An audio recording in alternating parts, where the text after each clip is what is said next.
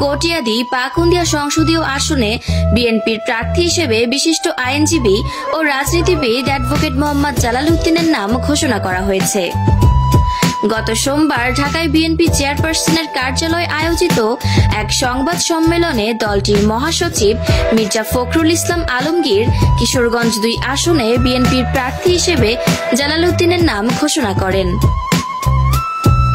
এ সময় উপস্থিত ছিলেন কেন্দ্রীয় বিএনপির শীর্ষস্থানীয় নেতারা।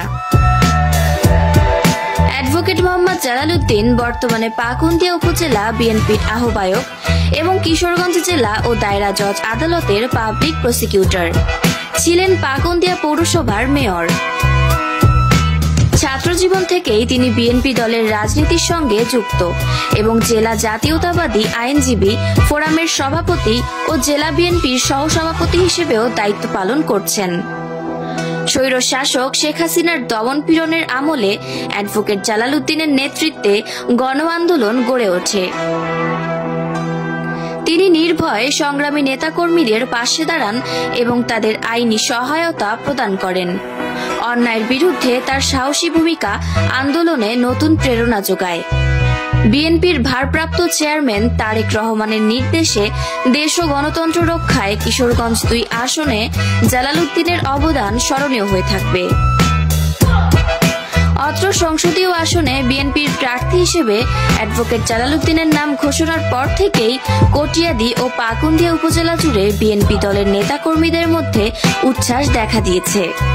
নাম না প্রকাশ করার শর্তে কটিয়াদি উপজেলা বিএনপির প্রভাবশালী একজন নেতা বলেন, কিশোরগঞ্জ 2 আসনে বিএনপি থেকে যারা সংসদ সদস্য পদপ্রার্থী ছিলেন তাদের মাঝে অ্যাডভোকেট জালাল উদ্দিন বিগত স্বৈরশাসক শেখ হাসিনার দমনপীড়নের আমলে মাঠে থেকে লড়াই করেছেন। কটিয়াদি উপজেলা বিএনপির আরেক প্রবীণ নেতা বলেন, আমরা একজন মাঠের কর্মীকে প্রার্থী হিসেবে পেয়েছি, এজন্য ধন্যবাদ জানাই তারেক রহমানকে। অন্যদিকে দলীয় মনোনয়ন ঘোষণার পর থেকেই অ্যাডভোকেট মোহাম্মদ জালাল উদ্দিনকে অভিনন্দন ও শুভেচ্ছা জানিয়ে সামাজিক যোগাযোগ মাধ্যম ফেসবুকে পোস্ট করছেন 2 উপজেলার নেতাকর্মী ও সমর্থকরা।